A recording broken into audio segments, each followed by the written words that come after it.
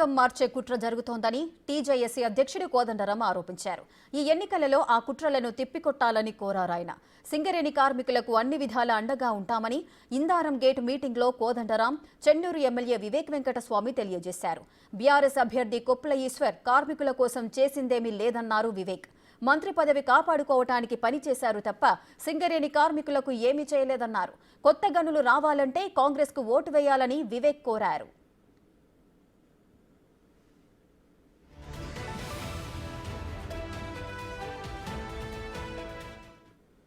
ఏంటంటే నా వాటా నాకు తెలిసి చెప్పాలి.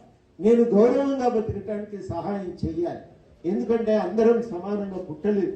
నేను కష్టాలలో పుట్టిన కాబట్టి నాకు ముద్ద ఎక్కువ పెట్టాలి. తల్లైనా అంతే కదా, బలహీనుడికి ఓ ముద్ద ఎక్కువ పెడతారు. గవర్నమెంట్ అయినా ఓ ముద్ద ఎక్కువ పెట్టాలని చెప్పి మనం కోరుతా ఉన్నాం.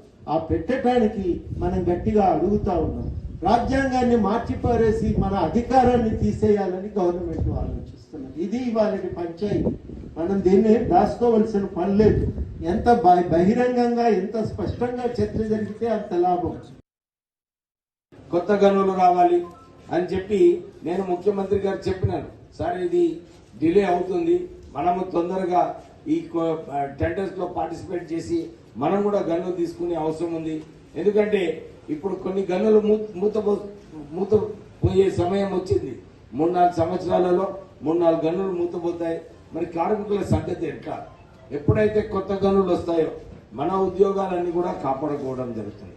మీకు తెలుసు, టీఆర్ఎస్ ప్రభుత్వంలో 63,000 ఉద్యోగాలు ఉండేవి. అవి ఇప్పుడు 39,000 ఉద్యోగాలకు రావడం జరిగింది. కొప్పుల ఈశ్వర్ చాలా చోట్ల కూడా అంటున్నాడు, నేను కార్మికుల కొడుకుని అని చెప్పినాడు. కానీ ఇన్కమ్ ట్యాక్స్ రద్దులో ఏం చేయలేదు, ఈ ఉద్యోగాలు కాపాడడంలో కూడా ఏం చేయలేదు. ఎందుకంటే ఆయనకు ఆ పదవి అవసరం ఉండే.